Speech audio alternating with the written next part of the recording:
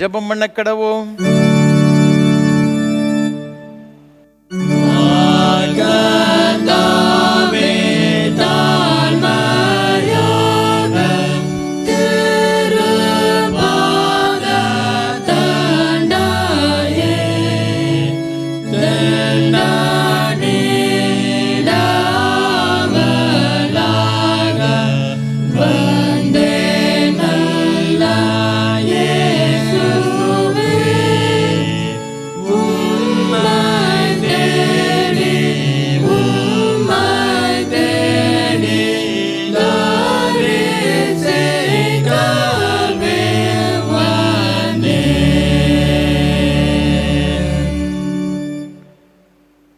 கர்த்தர் உன் ஆக்கினைகளை அகற்றி உன் சத்துருக்களை விலக்கினார்.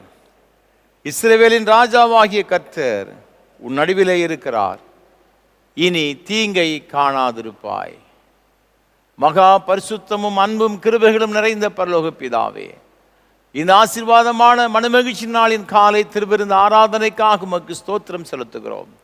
பரலோகத்தின் ஆண்டவர் மத்தியிலே எழுந்தருளி உம்முடைய பிரசன்னத்தினால் நிறைத்து இந்த ஆராதனை ஒவ்வொருவருக்கும் ஆசீர்வாதமாக இருக்க கிருபை செய்ய வேண்டும் என்று இரட்சகர் இயேசு கிறிஸ்துவின் மூலமாக ஜெபிக்கிறோம் பரிசுத்த பிதாவே, ஆமென்.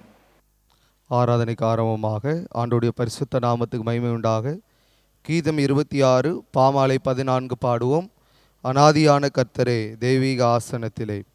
கீதம் 26 பாமாலை 14 பாடுவோம்.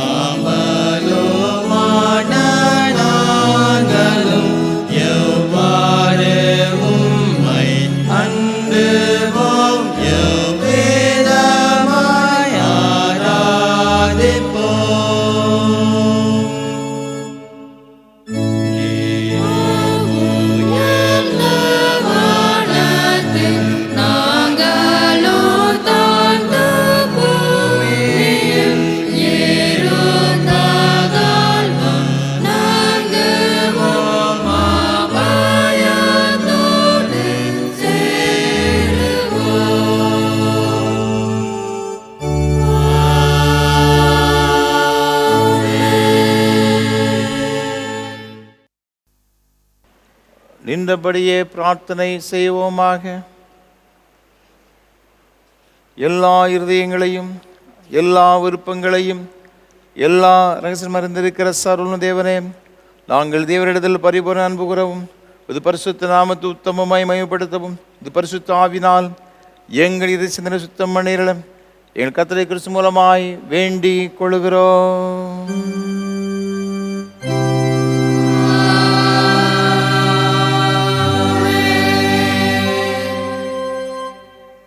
Arizona.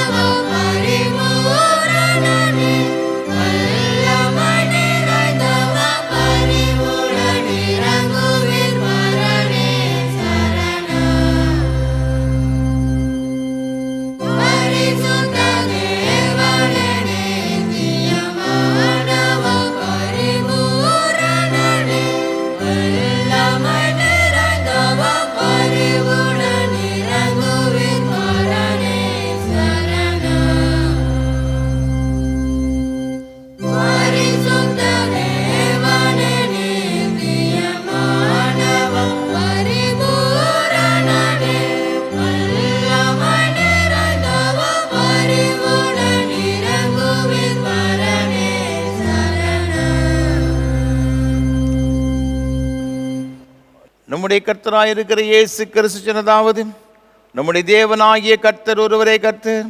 உன் தேவனாகிய கர்த்தரிடத்தில் உன் முழு இதயத்தோடும் முழு ஆத்துமாவோடும் உன் முழு மனதோடும் உன் முழு பலத்தோடு அன்பு கூறுவாயாக என்பதே பிரதான கற்பனை. இதற்கு ஒப்பாயிருக்கிற இரண்டாம் கற்பனை என்னவென்றால், உன்னிடத்தில் அன்பு கூறுவது போல் பிறரிடத்தில் அன்பு கூறுவாய் என்பதே. இவைகளிலும் பெரிய கற்பனை வேறொன்றும் இல்லை. இவ்விரண்டு கற்பனைகள் நியாயபரமான முழுமையும் தீர்க்க தரிசனங்களும் அடங்கியிருக்கிறது என்பதே.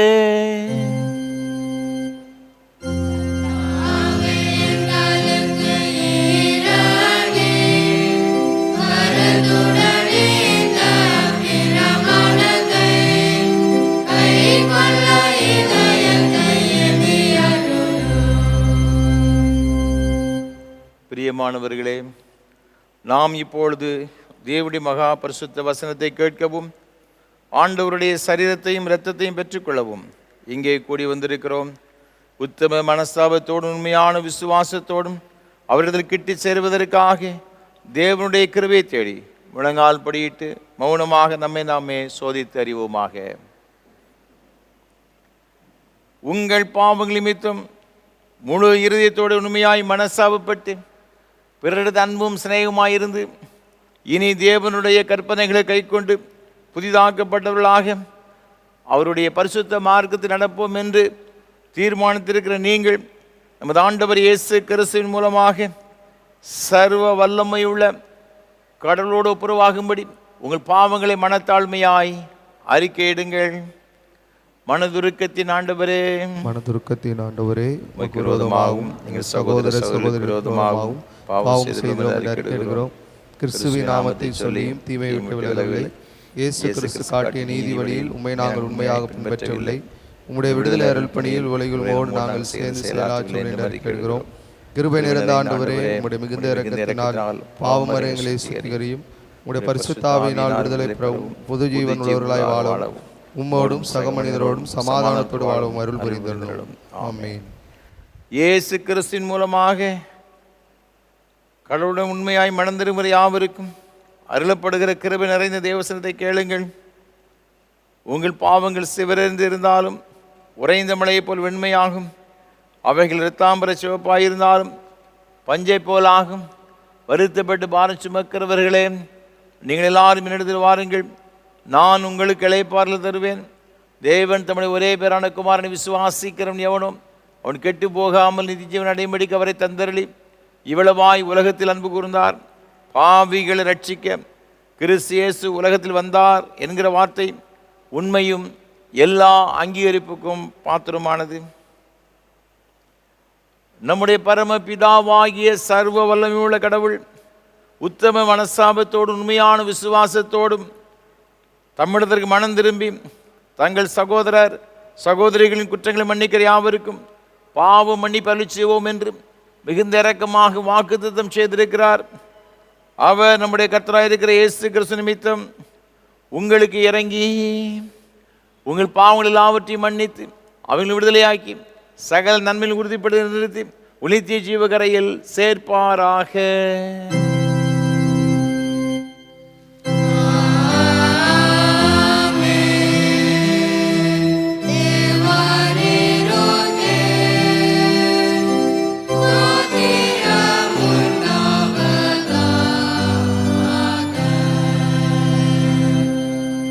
கர்த்தர் உங்களோடு இருப்பாராக.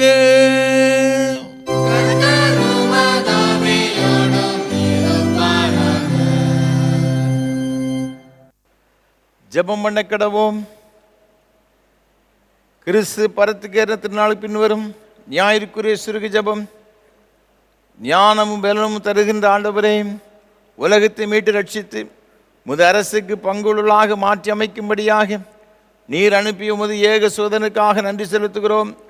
கிறிஸ்துவின் ஞானமும் வல்லமையும் பெற்று அவரை போல சேவை செய்ய எங்களுக்கு திறனளிக்க வேண்டும் என்று இலாண்டவர் இயேசு கிறிஸ்துவின் மூலமாக தாழ்மையோடு வேண்டிக் கொள்கிறோம்.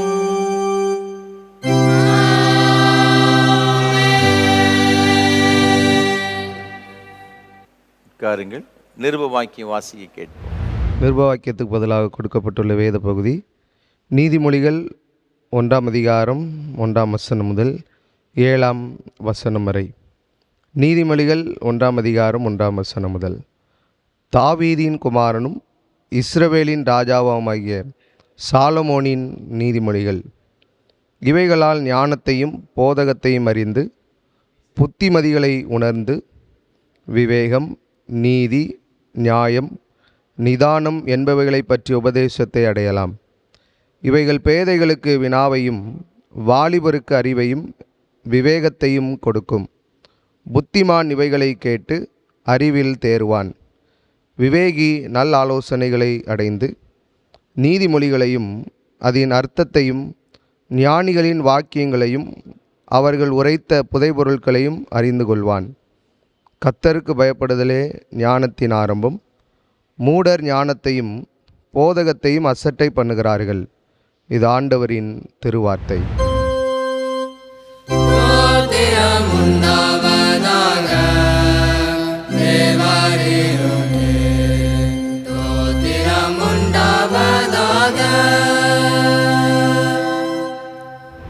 பரிசுத்த சுவிசேஷ வாக்கியம் பரிசுத்த லூக்கா எழுதின நற்செய்தி நூல் 2ஆம் அதிகாரம் 46ஆம் வசனம் முதல் அடங்கியிருக்கிற தேவனுடைய வார்த்தையை கேளுங்கள். பரிசுத்த லூக்கா எழுதின நற்செய்தி நூல் 2ஆம் அதிகாரம் 46ஆம் வசனம் முதல். 3 நாளைக்கு பின்பு இயேசு தேவாலயத்தில் போதகர் நடுவில் உட்கார்ந்திருக்கவும் அவர்கள் பேசுகிறதை கேட்கவும் அவர்கள் வினாவும் கண்டார்கள். அவர் பேச கேட்ட யாவரும் அவருடைய புத்தியையும் அவர் சொன்ன மாறுத்திரங்களையும் குறித்து பிரமித்தார்கள். தாய் தகப்பன்மாரும் அவரை கண்டு ஆச்சரியப்பட்டார்கள். அப்பொழுது அவருடைய தாயார் அவரை நோக்கி, மகனே, ஏன் எங்களுக்கு இப்படி செய்தாய்? இதோ உன் தகப்பனும் நானும் விசாரத்தோடு உன்னை தேடினோமே என்றாள். அதற்கு இயேசு, நீங்கள் ஏன் என்னை தேடினீர்கள்? என் பிதாவுக்கு அடுத்தவைகளில் நான் இருக்க வேண்டியது என்று அறியீர்களா என்றார். தங்களுக்கு அவர் சொன்ன வார்த்தையை அவர் உணர்ந்து கொள்ளவில்லை. பின்பு அவர் அவர்களுடனே கூட போய் நாசரேத்தூரில் சேர்ந்து அவர்களுக்கு கீழ்ப்படிந்திருந்தார். அவருடைய தாயார் இந்த சங்கதிகளை எல்லாம் தன் இருதயத்திலே வைத்து கொண்டாள். இயேசுவானவர் ஞானத்திலும் வளர்த்தியிலும் தேவ கிருபையிலும் மனுஷ தயவிலும் அதிகமதிகமாய் விருத்தியடைந்தார் என்பது இது கிறிஸ்துவின் நற்செய்தி.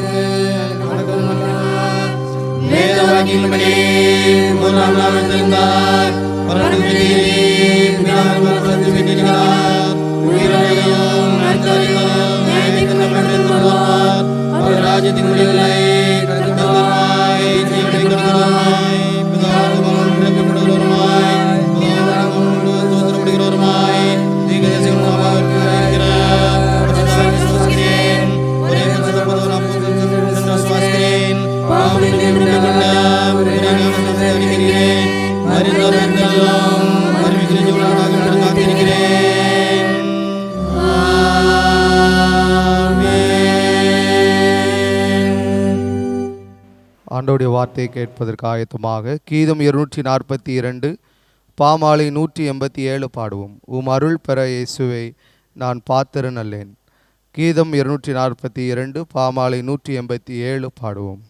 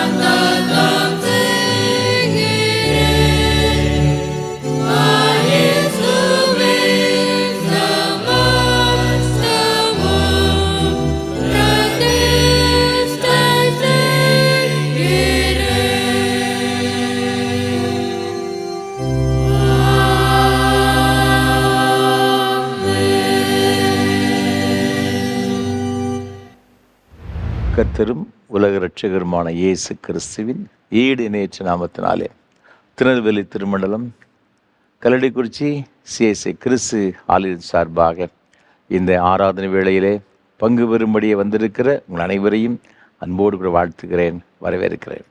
ஆண்டவருடைய கிருபையும் ஆசீர்வாதமும் உங்கள் அனைவரோடு கூட இன்றும் என்றும் சதா காலங்களிலும் நிலைத்திருப்பதாக. ஒவ்வொரு வாரமும் உங்களோடு கூட சேர்ந்து ஏஞ்சல் தொலைக்காட்சி மூலமாக கர்த்தரை ஆராதிப்பேன், மிகுந்த மகிழ்ச்சி அடைகிறேன். கர்த்தரை துதிக்கிறேன், ஸ்தோத்தரிக்கிறேன்.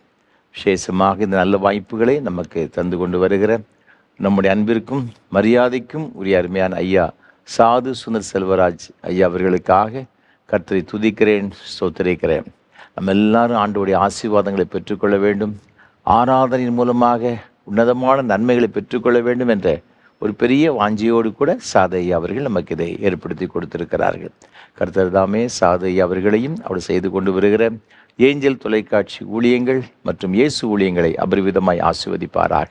நம்முடைய தனி ஜெபங்களிலே, குடும்ப ஜெபங்களிலே ஐயா அவர்களுக்காக, அவருடைய ஊழியங்களுக்காக ஜெபிப்போம். ஆண்டவருடைய ஆசீர்வாதங்களை நாம் பெற்றுக்கொள்வோம்.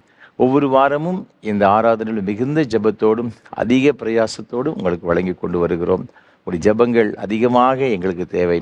எனக்காக, என்னோடு கூட இந்த ஊழியத்தில் பங்கெடுத்து கொண்டு வருகிற ஒவ்வொரு கர்த்தருடைய பிள்ளைகளுக்காக விசேஷமாக நீங்கள் ஜெபிக்கும்படியாக அன்போடு நான் கேட்டுக்கொள்கிறேன். நீங்கள் ஜெபிக்கிற ஜெபங்கள் தான் எங்களை இன்னும் உற்சாகமாக இந்த ஊழியங்களை செய்ய எங்களுக்கு அது பலனுள்ளதாக இருக்கும் என்பது சந்தேகம் கிடையாது. அது மாத்திரமல்ல, இந்த ஊழியத்திற்கு ஏராளமான தேவைகள் உண்டு. இதை ஒளிப்பதிவு செய்வதற்கு கர்த்தர் உங்கள் உள்ளத்தை எவ்வாறு சொன்னால் எங்கள் மனம் வந்து தாங்க முன்வர உங்களை அன்போடு நான் கேட்டுக்கொள்கிறேன். ஏராளமான மக்களுக்கு, பல நாடுகள் இருக்கிற அருமையான பிள்ளைகள், ஆலயங்கள் இல்லாத கிராமத்தில் வாழுகின்ற அருமையான விசுவாசிகளுக்கு, வயோதிப நிலைமைக்கு அருமையான பெற்றோர்களுக்கு, ஆலயம் போக முடியாத பிள்ளைகளுக்கு இந்த ஆராதனை வேலை மிகுந்த பயனுள்ளதாக இருக்கிறது என்று அநேகர் சொல்வதை எண்ணி உள்ளத்தின் ஆழத்தின் கருத்தை துதிக்கிற ஸ்தோத்தரிக்கிறேன். நிச்சயமாகவே அதற்கான பலனை நீங்கள் பெற்றுக்கொள்வீர்கள் என்பது சந்தேகம் கிடையாது. இந்த நாளிலும் கூட இந்த ஆராதனை வேளையை தாங்க முன்வந்த சென்னையை சார்ந்த அன்புக்குரிய சகோதரர் திரு பி ராஜு அவருடைய குடும்பத்தினருக்காக கர்த்தரை துதிக்கிறேன், ஸ்தோத்தரிக்கிறேன். அவர்கள் காவல்துறையிலே உயர் அதிகாரியாக பணி செய்து ஓய்வு பெற்ற அருமையான சகோதரர். அவருடைய அன்புக்குரிய துணைவியார் திருமதி எஸ் ஞான பிரகாசி அம்மா அவர்களுக்காக ஓய்வு பெற்ற ஒரு ஆசிரியர். தர்மையான குடும்பத்தினருக்காக ஆண்டவரை துதிக்கிறேன், ஸ்தோத்தரிக்கிறேன். நம்முடைய ஊழியங்களை அதிகமாய் நேசிக்கிறவர்கள், நமக்காக ஜெபிக்கின்ற ஒரு அருமையான குடும்பத்தினர், அதற்காக உள்ளத்தின் ஆழத்திலிருந்து கர்த்தரை துதிக்கிறேன், ஸ்தோத்தரிக்கிறேன். ஆண்டவர் இந்த குடும்பத்திற்கு வேண்டிய எல்லா நன்மையான ஈவுகளையும் கிருபைகளையும் ஒவ்வொரு நாளும் கட்டளையிட்டு ஆசீர்வதிப்பாராக. விசேஷமாக தேவன் கொடுத்த அன்பு மகள் சகோதரி ஆர் பெட்சி ரூபலுக்காக ஆண்டவரை துதிக்கிறேன், ஸ்தோத்தரிக்கிறேன். ஆண்டவர் தாமே அருமையான மகளையும் கர்த்தர் ஆசீர்வதித்து எல்லா நன்மையினாலும் கிருபையினாலும் நிரப்பி ஆண்டவர் வழிநடத்துவாராக.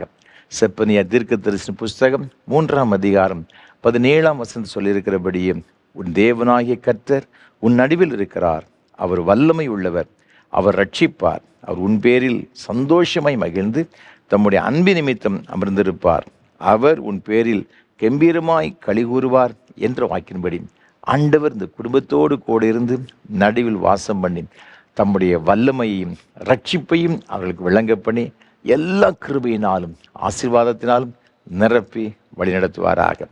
அது மாத்திரமல்ல, நம்முடைய ஊழியங்கள் அதிகமாக நேசிக்கின்ற சென்னை சார்ந்த ஓய்வு பெற்ற பேராசிரியர் குடும்பத்திற்காக கர்த்தர் அதிகமாக துதிக்கிறேன், ஸ்தோத்தரிக்கிறேன்.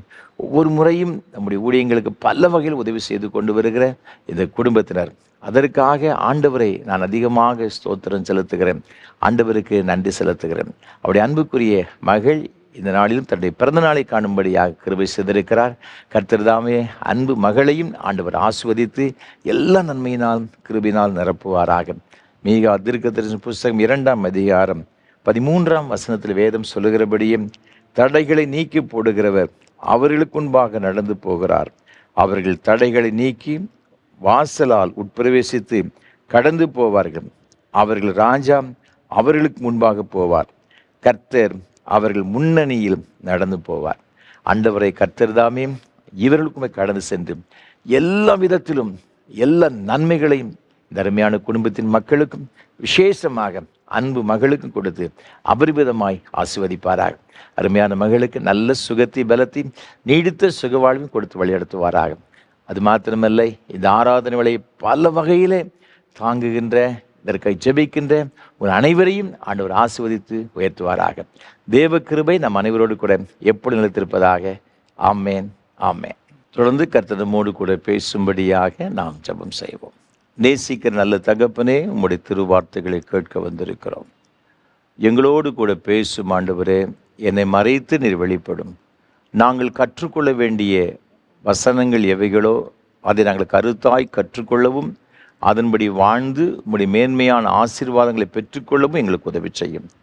என்னை முற்றிலும் உம்முடைய சகோதரர் ஒப்பு கொடுக்கிறேன், தாழ்த்துகிறேன் அப்பா. கர்த்தர் பெரிய காரியங்கள் செய்வீராக.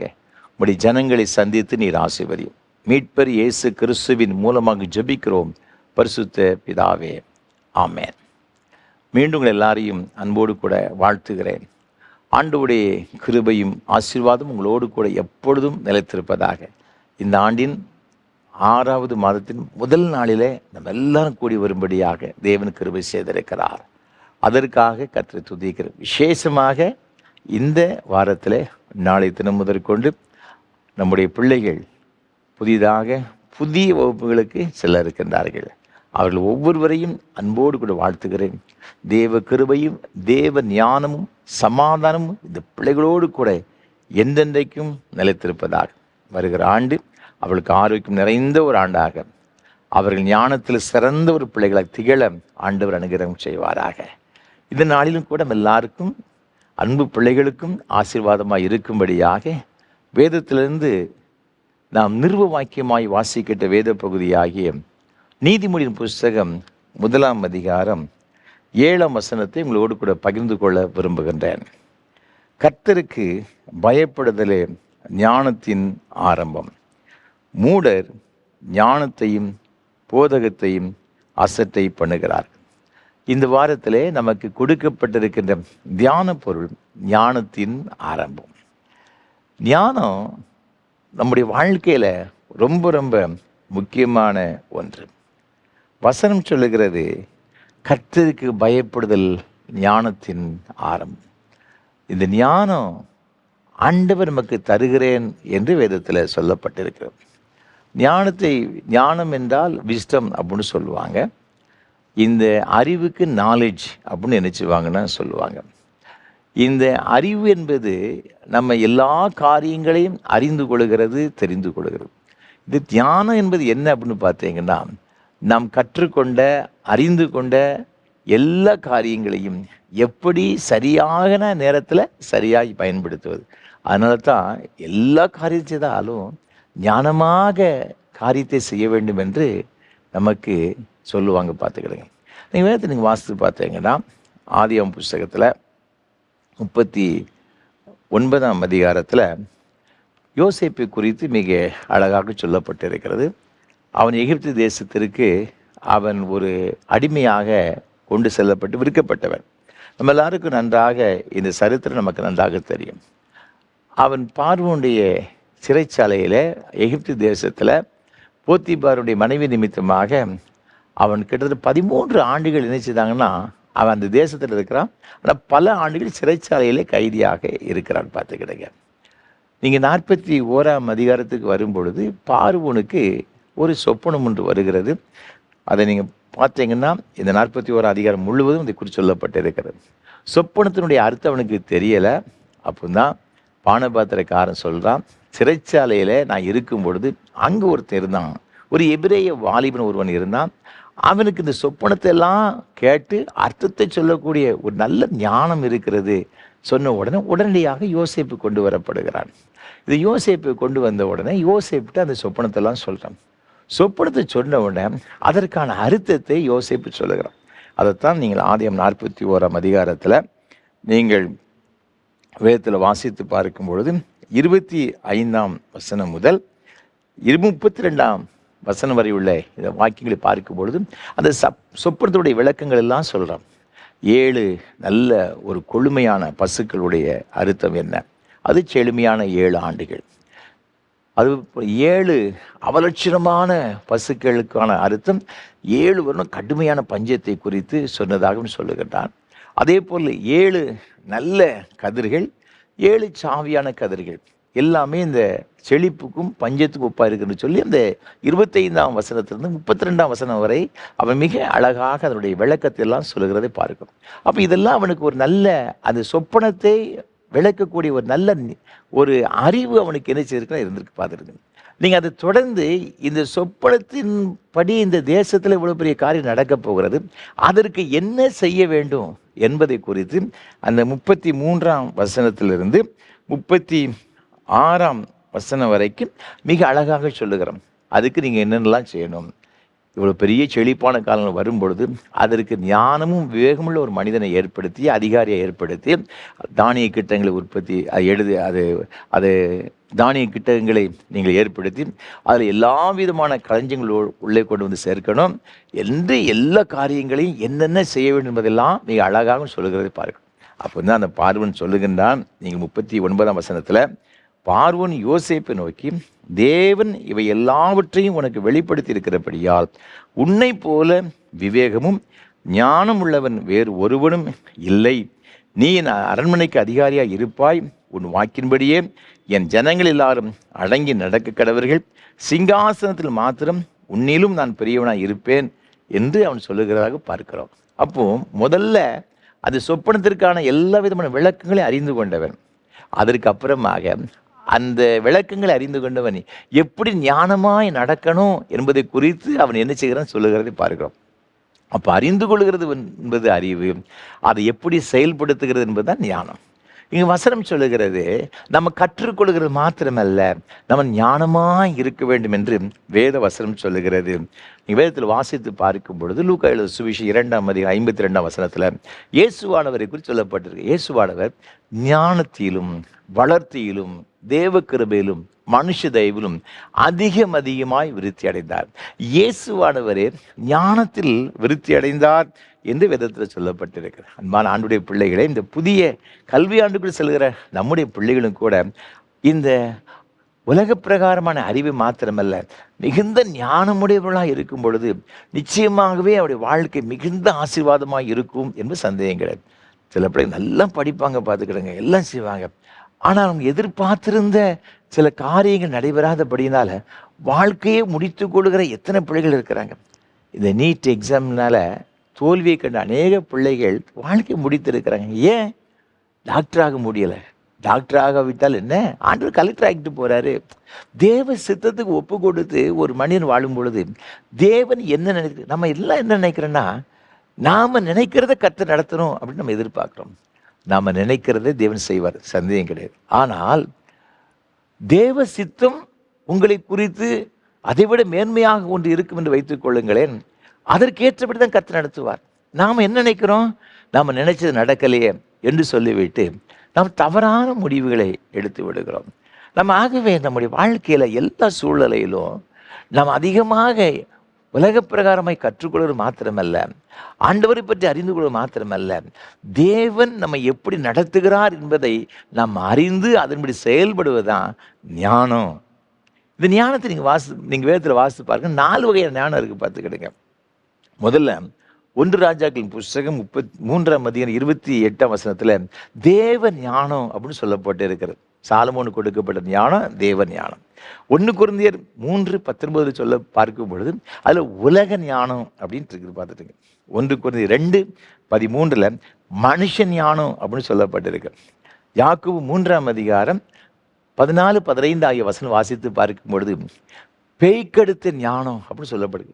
டெவிலிஷ் விஸ்டம் அப்படின்னு சொல்லுவாங்க, பார்த்துக்கலாம். அப்போ இந்த 4 வகையான ஞானத்துக்கு சொல்லப்பட்டிருக்கு. ஆனால் இன்றைக்கு ஆண்டவர் நமக்கு தருகிற ஞானம் என்னன்னு பார்த்தீங்கன்னா, அவருடைய தேவ ஞானத்தை தருகிறார். வசனம் சொல்லுகிறது இங்கு நீதிமொழி புஸ்தகம் 2ஆம் அதிகாரம் 6ஆம் வசனத்தில் கர்த்தர் ஞானத்தை தருகிறார், அவர் வாயிலிருந்து அறிவும் புத்தி என்னச்சுன்னா வரும். அப்போ இங்கு ஆண்டவர் தருகிற ஞானம் என்ன ஞானம் பார்த்தீங்கன்னா தேவ ஞானம். இந்த தேவ ஞானம் எப்படிப்பட்டதாக இருக்கும்? நீங்கள் யாக்கோபுங்கிற நிருபத்தில் நீங்கள் வாசி பார்க்கும் பொழுது மிக அழகாக சொல்லப்பட்டு இருக்கிறது. 3ஆம் அதிகாரத்தில் அந்த ஞானம் எப்படியா, 17ஆம் வசனம் சொல்லுகிறது, பரத்திலிருந்து வருகிற ஞானமோ முதலாவது சுத்தம் உள்ளதாயும் பின்பு சமாதானமும் சாந்தமும் இணக்கம் உள்ளதாயும் இருக்கும், இரக்கத்தாலும் நற்கனிகளால் நிறைந்ததாயும் பட்சபாதம் இல்லாததாயும் மாயமற்றதுமாய் இருக்கிறது என்று வேதத்தில் சொல்லப்பட்டிருக்கிறது. அப்போ பரத்தில் ஒரு ஞானம் பாருங்க, சமாதானம், அது சுத்தம் உள்ளது, சாந்தம் உள்ளது, இணக்கம் உள்ளது என்று வேதத்தில் சொல்லப்பட்டிருக்கிறது. அது மாத்திரமல்ல, பிரசங்கின் புஸ்தகம் 7ஆம் அதிகாரம் 12ஆம் வசனம் சொல்லுகிறது, அந்த ஞானத்தினால் நமக்கு கேடகம், திரவியம், ஜீவன்லாம் கிடைக்கிறதாம். அதே பிரசங்க 7:19 அது நம்மை பலமுள்ளதாக மாற்றுகிறது.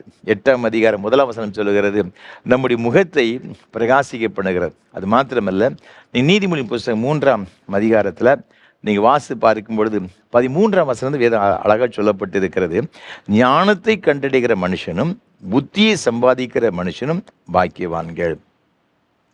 14ஆம் வசனம் சொல்லுகிறது, அதன் ஆதாயம் பசும்பொன்னிலும் உத்தமமானது என்று சொல்லப்பட்டிருக்கிறது, முத்துக்களை பாரிக்கலும் அது விலையேற பெற்றது, அதனுடைய வலதுகையில் தீர்க்காயுசு, அதன் இடதுகையில் செல்வமும் கனமும் இருக்கிறது, அதன் வழிகள் இனிதான வழிகள், அதன் பாதைகளெல்லாம் சமாதானம், அது தன்னை அடைந்தவர்களுக்கு ஜீவ விருட்சம் அப்படின்ட்டு இங்கே வேதத்தில் சொல்லியிருக்கிற பாருங்க. அப்போ எவ்வளவு ஆசீர்வாதத்தை ஆண்டவர் தருகிறார். இந்த ஞானத்தை பெற்றுக்கொண்டால் இந்த வேதத்தில் இன்னும் ஏராளமான ஆசீர்வாதங்களை பற்றி சொல்லப்பட்டிருக்கிறதுங்க. அப்போ தேவ ஞானத்தை ஒரு மனிதன் பெற்றுக்கொண்டால் இந்த உலகத்தில் வேறு எதுவுமே கிடையாது, எல்லாமே நமக்கு கிடைச்சிருமா. இந்த ஞானத்தை யார் தருகிறார்? கர்த்தர் தருகிறார் என்று வசனம் சொல்லுகிறார். அன்பான ஆண்டவருடைய பிள்ளைகளே, இன்றைக்கு பிள்ளைகளுக்கு மாத்திரமல்ல, பெற்றோர்களுக்கும் தேவ ஞானம் வேணும். நம்முடைய குடும்பத்தை எப்படி நடத்தணும், பிள்ளைகளை எப்படி நடத்தணும், நம்ம எந்த மாதிரி ஜீவிக்கணும் என்பதை குறித்து நம்ம உலக பிரகாரமாக தெரிந்திருக்கிறது மாத்திரமல்ல, நம்முடைய சூழ்நிலைகளுக்கு ஏற்றபடி எப்படி நடக்கணும் என்பதை தெரிந்து கொள்வதுதான், செய்வதுதான் ஞானம் பார்த்துக்கிடுங்க. இதற்கு என்ன தேவைன்னு பார்த்தீங்கன்னா, ஆண்டவருடைய ஞானம் நமக்கு தேவை. அப்போ இந்த ஞானம் நமக்கு எப்படி கிடைக்கும்? வேதத்தில் வாசி பார்க்கும் பொழுது இங்கே யாக்கோபுக்கள் நிருபம் 1ஆம் அதிகாரத்தில் மிக அழகாக சொல்லப்பட்டிருக்கிறது. யாக்கோபு 1ஆம் அதிகாரம் 5ஆம் வசனத்தில், உங்களில் ஒருவர் ஞானத்தில் குறைவுள்ளவனாயிருந்தால் யாவருக்கும் சம்பூர்ணமாய் கொடுக்கிறவரும் ஒருவரையும் கடிந்து கொள்ளாதவருமாகிய தேவனிடத்தில் கேட்க கடவன், அப்பொழுது அவனுக்கு கொடுக்கப்படும். அப்போ இங்கே வசனம் மிக அழகாக சொல்லுகிறது, ஞானம் எப்படி கிடைக்கும் அப்படின்னு பார்த்தீங்கன்னா, நம்ம ஆண்டவரிடத்தில் வேண்டிக் கொள்ளும் பொழுது, ஆண்டவரிடத்தில் நாம் விண்ணப்பம் பண்ணும் பொழுது, அவரை நோக்கி செபிக்கும் பொழுது நமக்கு ஞானம் கிடைக்கிறாம். அவர் ஒருவரையும் கடிந்து கொள்ள மாட்டாராம். அவர் பட்சபாதம் இல்லாத ஒரு தேவன். அது அவர்களுக்கு கொடுக்கப்படும். அவன் வேண்டுதலின்படி நான் அவனுக்கு கொடுப்பேன் அப்படின்னு வாக்கு பண்ணியிருக்கிறாரு. எல்லாத்தையும் தருகிறாரா இல்லையோ, அவர் சொல்லாரு, நான் அவளுக்கு ஞானத்தை தருவேன். கர்த்தர் ஞானத்தை தருகிறார். நீங்கள் 1 ராஜாக்கள் புஸ்தகத்தில் நீங்கள் வாசி பார்க்கும் பொழுது 3ஆம் அதிகாரத்தில் சாலமோன் ராஜா கிபியோனில் ஆண்டவருக்கு சர்வாங்க தகனபலி செய்கிறதாக சொல்லப்பட்டிருக்கு. இங்கு 1000 காளைகள் அவன் என்ன செய்கிறான்னா, இங்கு பெரிய ஒரு மேடையில் இங்கு பலி செலுத்துக்கிறதாக வேதத்தில் சொல்லப்பட்டிருக்கிறது. சர்வாங்க தகன பலியை செலுத்தினது சொல்லப்பட்டிருக்கு. அன்றைக்கு ராத்திரி வேளையில் ஆண்டவனுக்கு தரிசனமாகி கேட்கிறாரு, நீ விரும்புகிறதை கேள் அப்படின்னு கேட்குறாரு. அப்போ இந்த சாலமோன் ராஜா என்ன கேட்குறான் பார்த்தீங்கன்னா, நீங்கள் 9ஆம் வசனம் சொல்லப்பட்டிருக்கிறது, உமது ஜனங்களை நியாயம் விசாரிக்கவும் நன்மை தீமை இன்னதென்று வகையிருக்கவும் அடியேனுக்கு ஞானமுள்ள இருதயத்தை தந்திரலும், ஏராளமாக இருக்கிற இந்த உமது ஜனங்களை நியாயம் விசாரிக்க யாராலே ஆகும். ஆண்டவர் சாலமோனை பார்த்து கேட்கிறார். அவருக்கு ரொம்ப சந்தோஷமாயிட்டு, 1000 காளைகளை சர்வாங்க தகன பலியை செலுத்துகிறார். ஆண்டவர் ரொம்ப சந்தோஷமாயிட்டார். எவ்வளவு பலியை செலுத்துற, உண்மையோடு உத்தமத்தோடு செலுத்திருக்கிறானே. சாலமோனே, உனக்கு என்னம்மா வேணும், என்னப்பா வேணும் கேளு, நீ விரும்புகிறது எதுவாக இருந்தாலும். அப்போது ஆண்டவருடைய உள்ள அவ்வளோ பூரிச்சிச்சு பார்த்து கிடக்க, அவ்வளோ சந்தோஷமாக இருந்திருக்கு. கர்த்தருக்கு பலி செலுத்துகிற உடனே அவ்வளோ உண்மையோடு கூட உத்தமத்தோடு கூட பலி செலுத்திருக்கிறான். அவன் கேட்குறான், ஆண்டவரே, இந்த பெரிய ஒரு ஜனத்தை எனக்கு தந்திருக்கிற சில ஜனங்களை நியாயம் விசாரிப்பதற்கு என்ன ராஜாவாக ஏற்படுத்தியிருக்கிறேன். ஆனால் இவங்களை எப்படி நியாயம் விசாரிக்கணும்னு எனக்கு அந்த அறிவு எனக்கு கிடையாது, எனக்கு ஞானத்தை தாரும் அப்படின்னு அவன் என்னச்சுதான் கேட்கிறான். வசனம் சொல்லுகிறது, அதுக்கு அடுத்த வசனம், சாலமோன் இந்த காரியத்தை கேட்டது ஆண்டவருடைய பார்வைக்கு உகந்த விண்ணப்பமாயிருந்தது. வேதத்தில் இந்த இடத்துல மிக அழகாக சொல்லப்பட்டிருக்கிறது, தேவன் விரும்புகின்ற ஒரு ஜெபம், தேவன் விரும்புகிற உகந்த ஒரு விண்ணப்பம். பல காரியங்களுக்கு நம்ம கேட்டிருக்கோங்க. ஆனால் ஆண்டவர் என்ன எதிர்பார்க்கிற பார்த்தீங்கன்னா, ஆண்டவருக்கு உகந்த ஒரு ஜெபத்தை நம்ம ஏறெடுக்கும் பொழுது உடனே பதில் கிடைக்கிறது, உடனே பதில் கிடைக்கும். நீங்கள் வேதத்தை தொடர்ந்து நீங்கள் வாசித்து பார்த்தீங்கன்னா, நீங்கள் 5ஆம் அதிகாரம் 12ஆம் வசனத்தில் கர்த்தர் சாலமோனுக்கு சொல்லியிருந்தபடியே அவனுக்கு ஞானத்தை தந்துறினார். நீங்கள் 3ஆம் அதிகாரத்தில் பாருங்க, 12ஆம் வசனம் சொல்லுகிறது, உன் வார்த்தைகளின்படி செய்தேன், ஞானமும் உணர்வும் உள்ள இருதயத்தை உனக்கு தந்தேன், இதிலே உனக்கு சரியானவன் உனக்கு முன் இருந்ததும் இல்லை, உனக்கு சரியானவன் உனக்கு பின் எழும்புவதும் இல்லை. சாலமோன் கேட்டதன்படியே கர்த்தர் ஞானத்தை கொடுத்தார். நீங்கள் தொடர்ந்து பாருங்க, அதை தொடர்ந்து அவன்கிட்ட ஒரு பிரச்சனை ஒன்று வருகிறது. 2 வேசிகள் வருகிறாங்க, அவருடைய பிள்ளை 2 பேருக்கும் ஆளுக்கு ஒரு குழந்தை இருக்கிறது. நைட்டு தங்கியிருக்கும் பொழுது ஒரு குழந்தை இறந்து போச்சு. நீங்கள் 16ஆம் அதிகாரத்தில் தொடர்ந்து வாசித்து பார்க்கும் பொழுது, ஒருத்தர் சொல்கிறா உயிரோடு கூட இருக்கிறது குழந்தை என் குழந்தைங்க, அடுத்தவ சொல்கிறா அது என் குழந்தை அப்படின்னு சொல்கிறார். அப்போ சாலமோன் ராஜா சரியான ஒரு நியாய தீர்ப்பு செய்து அந்த குழந்தை உண்மையான தாயிடம் என்ன செய்ய ஒப்பு கொடுத்தார், அந்த தாயிடம் கொடுத்தார் என்பதாக வேதத்தில் பார்க்கிறோம். இதை பார்த்து எல்லா ஜனங்களும் கர்த்தர் அவனுக்கு கொடுத்த ஞானத்தை கண்டு பயந்தாங்க, வசனம் சொல்லுகிறது.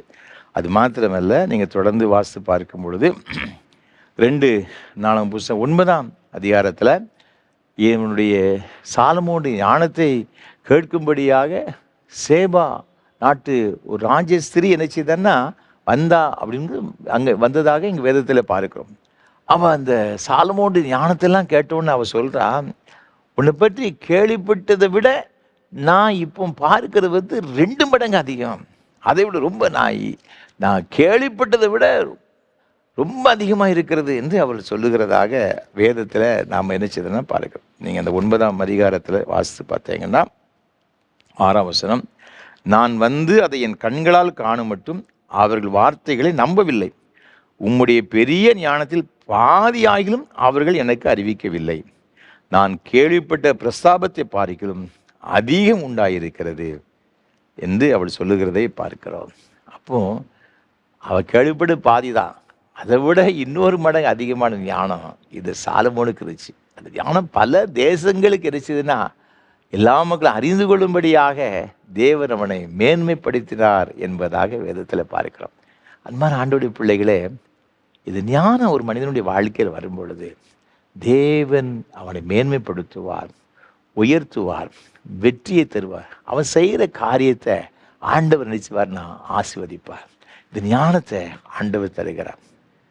எனக்கு தெரிந்த ஒரு நண்பர் கர்த்தர் வல்லமையாக பயன்படுத்தப்பட்டு வருகிற ஒரு சிறந்த ஒரு ஊழியக்கார் தேனி பகுதியிலே ஊழியம் செய்து கொண்டிருக்கிறார். ஒரு முறை அவர் தன்னுடைய சாட்சியை எங்களிடத்தில் பகிர்ந்து கொண்டார். அவர் ஒரு மருத்துவ கல்லூரியிலே ஒரு பெரிய ஒரு லேப் அதில் அவர் பணியாற்றி கொண்டிருந்தார் ஆரம்ப காலங்களில். அது சம்பந்தமாக ஒரு ஸ்பெஷல் கோர்ஸ் ஒன்று மும்பையில் உள்ள BARC என்று சொல்வார், பாபா அட்டாமிக்ஸ் ரிசர்ச் சென்டர். அதில் ஒரு ஸ்பெஷல் கோர்ஸ் ஒன்றை படிக்கும்படியாக ஒரு சூழ்நிலை அவருக்கு வந்துச்சு. அவர் கண்டிப்பாக படிக்க வேண்டிய ஒரு சூழ்நிலை. ஆண்டவர்கிட்ட ஜெபம் பண்ணுறாரு, ஆண்டவர் நீ போ நான் நடத்துவேன் அப்படிங்கிறாரு. அவருக்கு ஒரு பிரச்சனை என்னன்னு பார்த்தீங்கன்னா, இந்த சயின்ஸு பாடங்களில் பிரச்சனை கிடையாது, ஃபிசிக்ஸு கெமிஸ்ட்ரியோ அல்லது வேறு எந்த பயாலஜியோ அவருக்கு ஒரு பிரச்சனை கிடையாது, நல்ல மதிப்பெண்கள் வாங்கி விடுவார். ஆனால் மேக்ஸை பொறுத்தவரையில் அவருக்கு அது மேக்ஸு அது சுத்து போட்டாலும் வராது அப்படின்னு சொல்லுவாங்களாம். அதே மாதிரி அவர் எப்படியோ தப்பி தவறி அவருடைய ஹையர் செகண்டரி அந்த இதிலெல்லாம் பாஸ் பண்ணி வந்துட்டார். ஆனால் அவருக்கு மேக்ஸு சுத்தமாக வராது. ஆண்டவர்கிட்ட சொன்னார், ஆண்டவரே நான் இந்த மேக்ஸ் எப்படி நான் பண்ணுவேன், எனக்கு ஒன்றுமே தெரியாத, நீ போ முதல்ல நான் நடத்துவேன். அவர் சில அந்த ஸ்பெஷல் கோர்ஸுக்காக அவர் திருவனந்தபுரம் சென்றிருந்தார். அதுக்கு சில வாரங்கள் அந்த ஸ்டடீஸ் இருந்துச்சு பார்த்துக்கிட்டுங்க. கிளாஸ் நடத்தி எக்ஸாம் வைப்பாங்க. இது சயின்ஸில் தான் நல்ல மார்க் வாங்கி விடுவார். மேக்ஸில் மாத்திரம் சிங்கிள் டிஜிட்டில் வாங்குவார். அதுக்கும் குறைவாக தான் வாங்குவார் அப்படின்னு சொன்னாங்க பார்த்துக்கிடுங்க. அந்த கோர்ஸ் முடிந்த உடனே எக்ஸாம் கால்ஃபார் பண்ணாங்க. அதுக்கான எக்ஸாம் நடந்துச்சு. சயின்ஸ் பாடத்தை நல்லா எழுதிட்டார். இன்னும் ஒரு நாள் 2 நாள் தான் இருக்குது மேக்ஸுக்கு. அவர் ஜெபம் பண்ணார், ஆண்டவரே எனக்கு இது ஒன்றுமே தெரியாத, நான் இதுவரை நடந்த இந்த கிளாஸ் டெஸ்ட்டில் எதுலையுமே நான் பாஸ் பண்ணலை, நான் இதில் எப்படி பாஸ் பண்ணுவேன் அப்படின்ட்டு ரொம்ப பாரத்தோடு ஜெபம் பண்ணார். அவருடைய உள்ளத்தில் ஒரு எண்ணம் ஒன்று வந்துச்சு. அவர் நேராக அவருடைய மேக்ஸ் கிளாஸ் எடுக்கிற அந்த டீச்சர்கிட்ட போனாங்க. போய் சொன்னாங்க, மேடம் எனக்கு ஒரு 4-5 வருஷத்தில் உள்ள இந்த கொஸ்டின்ஸ் எல்லாம் எனக்கு தயவுசெய்து எனக்கு ப்ரிப்பேர் பண்ணி கொடுங்க அப்படின்னு ஒரு 2 நாளைக்கு முன்னாடி கேட்டாராம். ஒரு 60 கொஸ்டின் எல்லாம் ஒன் வேர்டு கொஸ்டின் பார்த்துக்கிடுங்க. 60 கொஸ்டின் அவருக்கு எடுத்து கொடுத்தாங்களாம். இதை அவர் 2 நாளாக உட்காந்து அந்த கொஸ்டின்ஸு அதுக்குரிய ஆன்சர் எல்லாம் தலைப்படம் படித்தார். எல்லாம் ஒன் வேர்டு கொஸ்டின் தான் பார்த்துக்கிடுங்க. எக்ஸாம் வந்துச்சு, நேராக உள்ளே போனார். 2 மணி நேரம் எக்ஸாம் பார்த்துக்கிடுங்க. கொஷினை வாங்கி பார்த்தாரு. அந்த முறை அப்புறம் எல்லாம் அப்ஜெக்டிவ் டைப் பார்த்துக்கிடுங்க. ஒரு கொஷின் கொடுத்து இதில் 4 ஆன்சர் கொடுத்து எது கரெக்டாக சூஸ் பண்ணுறது, சூஸ் த கரெக்ட் ஆன்சர். அதில் அவங்க ஒரு 30-40 கொஷினை கேட்டிருக்காங்க. இவர் படித்தது 60, படித்த 60லேருந்து எல்லாம் கேட்டிருக்கு. ஒரு 1/2 hour கூட இருக்காது பார்த்துருக்கு. இவருக்கு தான் எல்லாம் மனப்படம் பண்ணி வச்சுருக்கேன். கடை எழுதினார். டீச்சர்ஸ் நினச்சாங்க, இவனுக்கு ஒன்றுமே தெரியலை, அதெல்லாம் 2 மணி நேரம் எக்ஸாமை 1/2 மணி நேரத்தில் முடிச்சுட்டு போகிறாரு அப்படின்னு நினச்சி அவங்க மனதில் சிரித்து கொண்டாங்க. ரிசல்ட் வந்துச்சு, அதில் அவர் சென்ட் எடுத்துட்டார். நான் சொல்கிறேன், இந்த ஞானம் எப்படி வந்துச்சு? கர்த்தர் கொடுக்குற ஞானங்க. இவர் பைபாஸ் பண்ணி இவர் பரீட்சை எழுதுனால ஆண்டவர் மார்க்கலாம் அப்படிலாம் போடலை. தேவன் கொடுத்த ஞானங்க. எப்படி ஆயிலும் கர்த்தர் தம்முடைய பிள்ளைகள் நினைச்சு நடத்துவாருங்க. எப்போன்னா ஆண்டவர் ஞானத்தை இருக்கக்கூட. இந்த ஞானத்தை பெற்றுக்கொள்வதற்கு நாம் செய்ய வேண்டிய ஒரு காரியம் ஜெபம் பண்ணணும். 2வதாக தேவன் நமக்கு எப்பொழுது ஞானத்தை கொடுக்கிறாராம்? நீதிமொழியின் புஸ்தகம் 15ஆம் அதிகாரம் 2ஆம் வசனம் 33ஆம் வசனம் சொல்லுகிறது. இங்கு மிக அழகாக சொல்லப்பட்டிருக்கிறது, கர்த்தருக்கு பயப்படுதல் ஞானத்தை போதிக்கும், மேன்மைக்கு முன்னானது தாழ்மை. கர்த்தருக்கு பயப்படும் பொழுது, யோபின் புஸ்தகம் 28ஆம் அதிகாரம் 28ஆம் வசனம் சொல்கிறது, கர்த்தருக்கு பயப்படுவது ஞானம். கர்த்தருக்கு பயப்படுவதே ஞானம் என்று வேதத்தில் சொல்லப்பட்டிருக்கிறது. அப்போ ஆண்டவருக்கு பயப்படுகிற பயம் நமக்கு வேணுங்க. செபிக்கும் பொழுது ஞானத்தை தருகிறார். அது மாத்திரமல்ல, ஆண்டவருக்கு பயப்பட வேண்டும் என்று வசனம் சொல்லுகிறது. ஆண்டவருக்கு பயப்படுதல் என்று சொன்னால் என்ன? அதே நீதிமொழி 8ஆம் அதிகாரம் 13ஆம் வசனத்தில் மிக அழகாக சொல்லப்பட்டிருக்கிறது, தீமையை வெறுப்பதே கர்த்தருக்கு பயப்படும் பயம். அப்போ கர்த்தருக்கு பயப்படுதல் என்று சொன்னால் என்ன அப்படின்னு பார்த்தீங்கன்னா, தீமையெல்லாம் வெறுக்கணும். அப்படின்னா தேவன் அருவருக்கிற காரியங்கள் அந்த வசனத்தை மேலும் சொல்லப்பட்டிருக்கிறது, பெருமையையும் அகந்தையையும் தீய வழியையும் புரட்டு வாயையும் நான் வெறுக்கிறேன். அப்போ எதெல்லாம் ஆண்டவர் வெறுக்கிறான்னு பார்த்தீங்கன்னா, பெருமை, அகந்தை, தீய வழி, புரட்டு வாய். அப்போ இதையெல்லாம் என்னச்சுன்னா நம்ம வெறுக்கும் பொழுது அதைத்தான் வசனம் சொல்கிறது, தீமையை வெறுப்பு. அப்போ தீமையான காரியங்கள் நீங்கள் தொடர்ந்து வாசித்து பார்த்தீங்கன்னா 1 ராஜாக்கள் 14ஆம் அதிகாரம் 9ஆம் வசனத்தில் விக்கிரக ஆராதனை சொல்லப்பட்டு இருக்கிறது. 1 சாமுவேல் புஸ்தகம் 15ஆம் அதிகாரம் 23ஆம் வசனத்தை வாசித்து பார்க்கும்பொழுது கர்த்தருடைய வார்த்தையை புறக்கணிக்கிறது. சவுல் அதை தான் செய்தான். அமலேக்கிற சங்காரம் பண்ண அப்படி சொன்னார். இவன் சங்காரம் பண்ணதெல்லாம் உண்மைதான். ஆனால் கொடுமையானவர்களெல்லாம் என்னச்சுன்னா எடுத்து வைத்து கொண்டான், ஈனமானவர்களெல்லாம் சங்காரம் பண்ணி போனான். ஆண்டவர் சொன்னார், அமலேக்கில் ஒன்று கூட உயிரோடு வைக்காத அப்படி சொன்னார். கர்த்தருடைய வார்த்தையை அசட்டை பண்ணுகிறான், புறக்கணிக்கிறான். இன்றைக்கு உலக பிரகாரம் மனுஷனுக்கு கூட ஒரு காரியத்தை சொன்னால் அரைகுறையாக செய்தால் அந்த எஜமான் சந்தோஷப்படுவானா? இல்லைங்க. முழுவதுமாய் செய்து முடித்தால் மாத்திரம் அந்த எஜமான் சந்தோஷப்படும். உலக பிரகாரமான மனிதனே அப்படி இருக்கும் பொழுது நம்முடைய பரம தகப்பன் நமக்கு சில காரியங்களை சொல்றாரு. நீ இப்படி செய்யப்பா, இப்படி இரு அப்படின்னு சொன்னாச்சுன்னா அதன்படி தாங்க நம்ம வாழணும் ஆண்டவர் எதிர்பார்க்கிறாரு. அதை விட்டுட்டு பாதி செய்து விட்டு பாதி செய்யாவிட்டால் அது தேவன் நினைச்சுதான் அதில் விருப்பமாயிறார். அப்படி வார்த்தையை நாம் அசட்டை பண்ணுகிறோம் என்பதுதான் அதற்கு பொருள். பார்த்துக்கிடுங்க, சொன்ன வார்த்தைக்கு நம்ம கீழ்ப்படிய வேண்டும் என்று தேவன் எதிர்பார்க்கிறான். அதனால் என்ன நடந்துச்சுன்னு பார்த்தீங்கன்னா, நீங்கள் 1 நாளாம் புஸ்தகம் 10ஆம் அதிகாரத்தில் 13ஆம் வசனத்தில் 14ஆம் வசனம் மிக சொல்லப்பட்டு மிக பயங்கரமான ஒரு காரியம் சொல்லப்பட்டிருக்கிறது.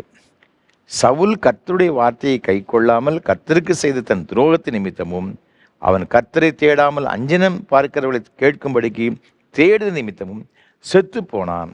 அதற்காக அவர் அவனை கொன்று என்று வசனம் சொல்லுகிறார். ஆண்டவரே அவனை கொன்று போட்டார் என்று சொல்லப்பட்டிருக்க எவ்வளோ ஒரு பயங்கரமான ஒரு வார்த்தை பாருங்க. இதற்கு காரணம் என்ன அப்படின்னு பார்த்தீங்கன்னா, தீமையை வெறுக்கல. தேவன் எவைகளை வெறுக்கிறாரோ அவைகளை இவடு வெறுக்கணும். அமலிக்கிற தேவன் வெறுத்தார். என் மனசன் வச்சிருக்கிற என் ஜனங்களுக்கு எதிராக இவன் வந்தான், அவனை சங்காரம் பண்ணு.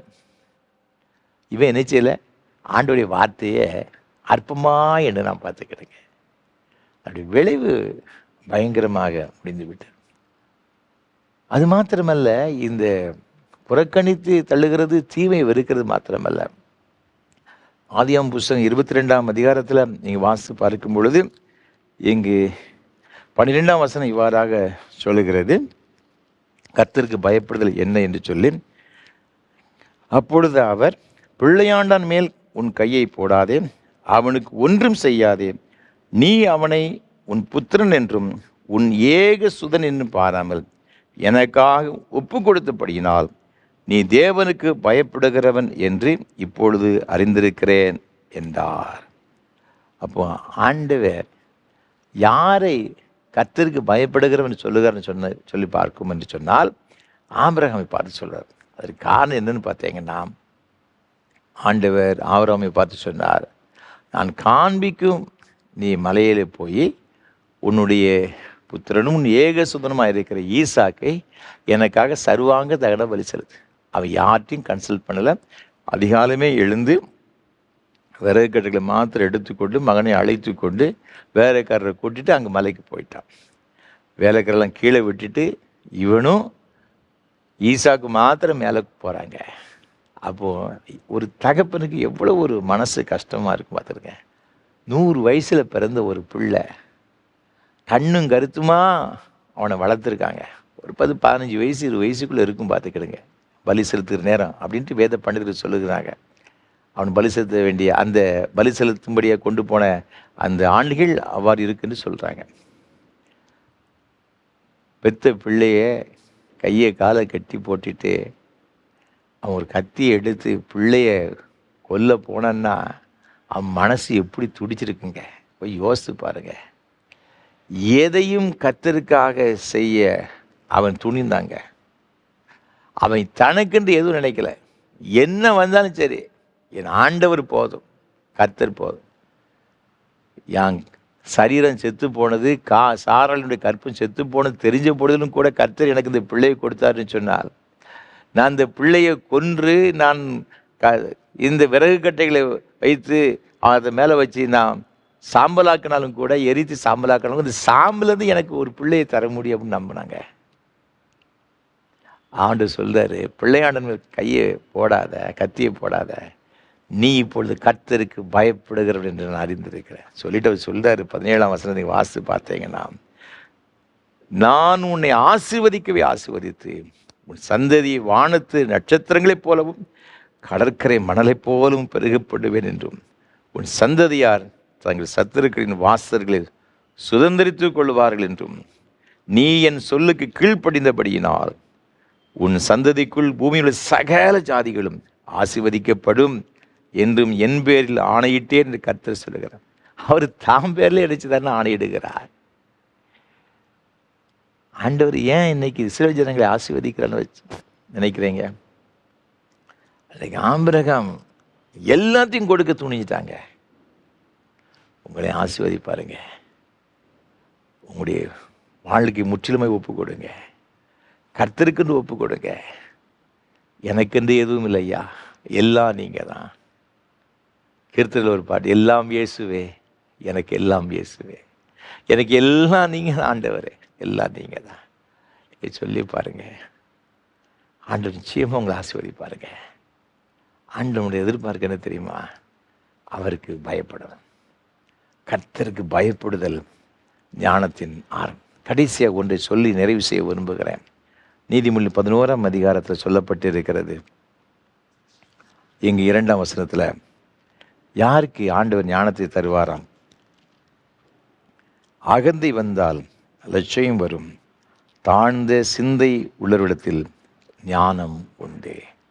தாழ்ந்த சிந்தை, தாழ்ந்த சிந்தை. அதே 15ஆம் அதிகாரம் 33ஆம் வசனத்தை வாசித்து பார்க்கும் பொழுது, கர்த்தருக்கு பயப்படுதல் ஞானத்தை போதிக்கும், மேன்மைக்கு முன்னானது தாழ்மை. அப்போ இந்த தாழ்மை வரும் பொழுது மேன்மை என்னச்சுன்னு கிடைக்கும். இந்த மேன்மைக்கு என்ன வேணும்னு பார்த்தீங்கன்னா ஞானம். அதுக்கு ஆண்டவருக்கு பயப்படும். அந்த ஞானத்தின் மூலமாக நம்ம மேன்மை பெற்றுக்கொள்ளும். அந்த மேன்மை பெறுவதற்கு நமக்கு என்ன தேவை அப்படின்னு பார்த்தீங்கன்னா தாழ்மை. அப்போ நமக்கு தாழ்மை வரும் பொழுது ஆண்டவர் ஞானத்தை தருகிறார். எசேக்கியேல் தீர்க்கதரிசன புஸ்தகம் 28ஆம் அதிகாரத்தில் நீங்கள் வாசித்து பார்க்கும் பொழுது இந்த கேருபை குறித்து இங்கு வேதத்தில் மிக அழகாக சொல்லப்பட்டிருக்கிறது. ஒரு காலத்தில், ஆரம்ப காலத்தில் ஆண்டவரோடு கூட ஆண்டவர் செல்லுகிற இடங்களெல்லாம் சென்றவனா. அக்கினிமயமான கற்கள் அந்த இடத்துலலாம் இவன் உலாவி வந்தான். எங்கே வேதத்தில் மிக அழகாக சொல்லப்பட்டிருக்கு பார்த்துக்கிடுங்க. 28ஆம் அதிகாரத்தில் நீங்கள் 12, 13, 14 தொடர்ந்து வாசித்து பார்க்கும் அவனை பற்றி மிக அழகாக சொல்லப்பட்டு இருக்கிறது. அவன் காப்பாற்றுகிறதற்காக அபிஷேகம் பண்ணப்பட்ட கேருப்பு சொல்லப்பட்டிருக்கு. 12ஆம் வசனத்தில் அவன் ஞானத்தால் நிறைந்தவன் பூரண அழகுள்ளவன் சொல்லப்பட்டிருக்கு.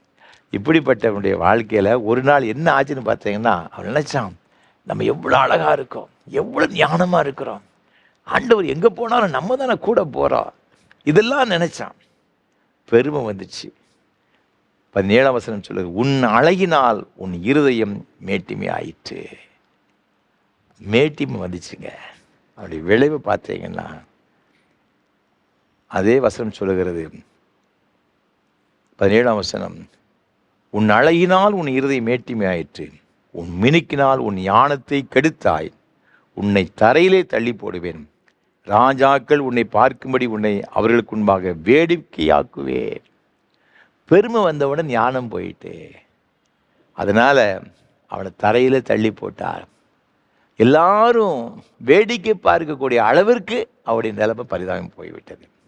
அதுக்கு அடுத்த வசனத்தை வாசித்து பார்க்கும்போது, அவனை சாம்பலாக்குவேன் என்று வசனம் சொல்லுகிறது.